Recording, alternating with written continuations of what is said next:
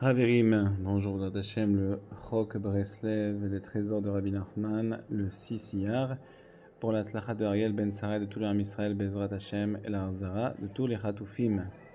Notre Père, Père miséricordieux, toi qui agis avec compassion,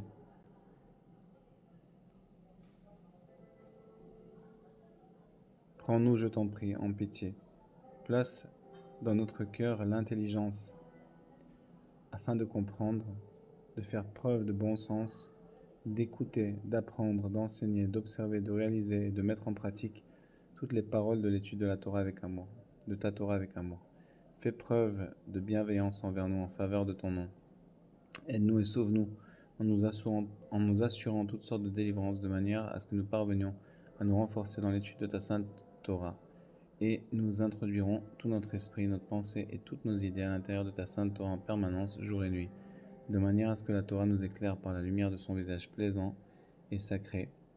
Et toutes les 70 facettes de la Torah que les tzadikim intègrent ont mérité de percevoir, nous illuminerons, nous éclairerons et nous protégerons, ce qui nous permettra de réussir à briser et à supprimer tous les désirs et tous les défauts de nous, loin de nous. Donc prenez une seconde les amis pour méditer un peu sur les paroles qu'on vient de lire. Petit instant. Le but c'est pas de lire ultra rapidement, le but c'est de méditer un peu sur ce qu'on vient de lire.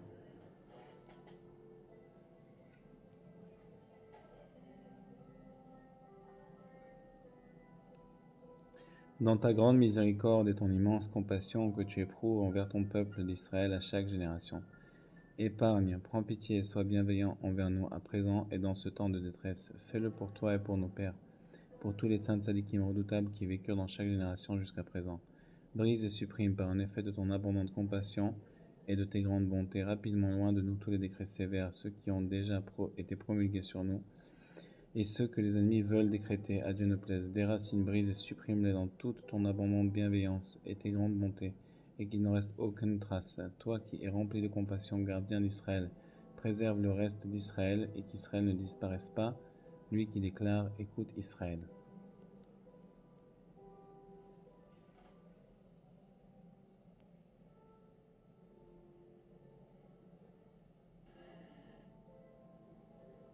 À présent, nous nous tenons tant bien que mal, en prière dans la fange des profondeurs. À nord qu'il n'y a rien pour y poser le pied, mais malgré tout je me réveille et je suis encore avec toi. Car nous affirmons encore et toujours écoute Israël, 2 fois par jour et rien que sur cela nous avons appuyé nos chevilles afin de venir devant toi, maître de tout. À présent, afin de déposer notre supplication devant toi. Maître des supplications, par le mérite de la force des tzadikim de vérité, qui t'ont servi dans une grande sainteté, avec dévouement, en déployant une intelligence merveilleuse, dans une grande simplicité tous les jours de leur vie, et par le mérite de tous les saints qui furent assassinés par la sanctification de ton nom, qui furent abattus, pendus, tués et trouvèrent la mort par toutes sortes d'exécutions particulières, alors que le sang de milliers de milliers et de myriades de membres d'Israël fut versé comme de l'eau. Adultes et enfants, jeunes, gens, vieillards, depuis le jour de la destruction du temple jusqu'à présent. Et par-dessus tout, nous sommes venus devant toi, toi qui réponds à tout ton peuple d'Israël en temps de détresse, pour que tu te remplisses de compassion envers nous dans ce temps d'amer malheur. À toi de nous sauver par de parfaite délivrance, complète délivrance, le plus rapidement possible maintenant, et que s'accomplisse promptement. C'est un temps de détresse pour Yaakov, dont il sera délivré Bezrat Hashem par le mérite de Rabbeinu Akadosh Nachman Meuman Amelech. Prends-nous en pitié au regard de ta bonté, que tes entrailles et ta compassion s'émeuvent pour nous, car nos besoins sont très nombreux en ce qui concerne le corps et l'âme au niveau matériel et spirituel, et notre esprit est limité pour expliquer et détailler une minuscule parcelle d'entre eux, littéralement une part de milliers de myriades d'entre eux. Sois bienveillant envers nous et sauve-nous rapidement en faveur de ton nom, partout où nous devons être sauvés. C'est des paroles qui donnent des frissons, les amis.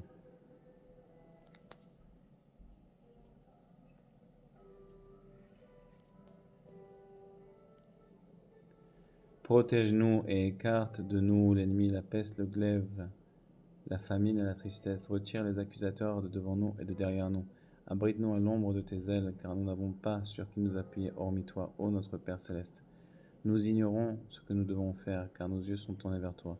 De même que les yeux des serviteurs sont tournés vers la main de leur maître, Comme les yeux de la servante sont tournés vers la main de sa maîtresse, ainsi nos yeux sont tournés vers l'Éternel notre Dieu, jusqu'à ce qu'il nous prenne en pitié.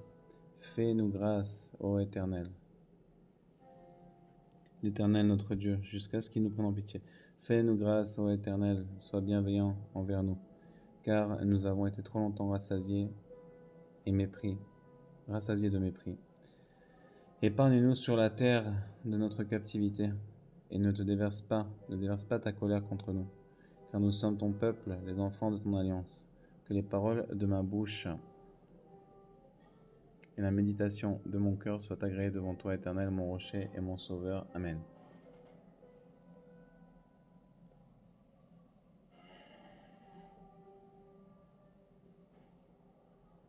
Mon roi et mon Dieu, c'est vers toi que je prie. Je t'en supplie, Éternel, sauve-moi dans ta grande miséricorde, afin que j'aie le mérite de me consacrer aux paroles de ta Torah de façon désintéressée, dans une grande assiduité. C'est dans ta Torah que nous méditerons chaque jour et chaque nuit. Accompagne-moi constamment, aide-moi et sauve-nous. Aide-nous et sauve-nous, afin que les paroles de ta Torah qui émanent de ma bouche ne se matérialisent ni ne s'assombrissent. À Dieu ne plaise, mais j'aurai le mérite d'étudier la Torah dans la sainteté avec une grande pureté, afin de m'annuler ainsi que toute ma matérialité au moment de mon étude, de manière à avoir le privilège de ressentir dans mon cœur et dans mon esprit la satisfaction et le caractère plaisant, la spiritualité, la finesse et la profondeur de ta sainte Torah.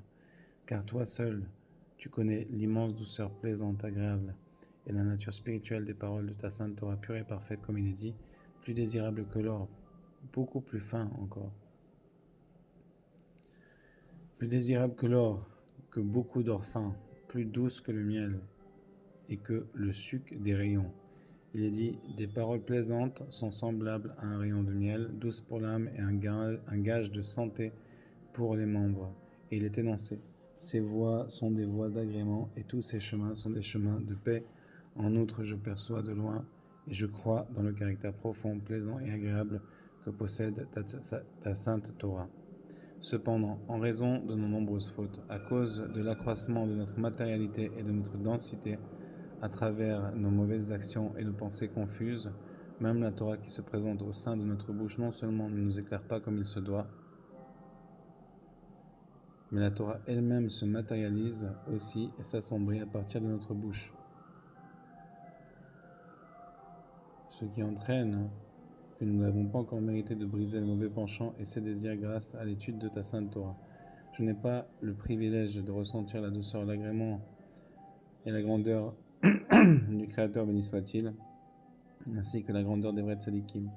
La grandeur de la Torah et le dévoilement de la divinité par l'intermédiaire de la divulgation d'explications originales sur la Torah comme celle-là, que nous avons eu le mérite de recevoir depuis le jour du don de la Torah jusqu'à présent. Et maintenant, que vais-je faire, ô mon Père Céleste? Que devra entreprendre un jeune homme comme moi, éloigné comme je suis, pour avoir le mérite de se conformer à tes paroles? Comment serais-je agréé vis-à-vis de mon Seigneur?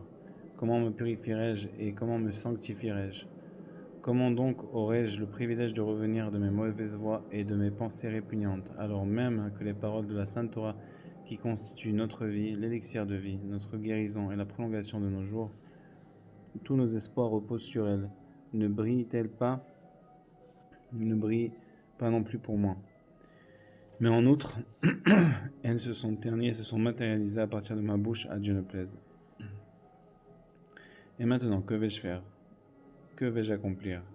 Où vais-je fuir pour trouver de l'aide? Torah, Torah, Torah de Dieu, Torah de Moshe, Torah de tous les vrais tzadikim, Torah de Rabbina, Nachman, Meuman Amelech, et Torah de tout Israël.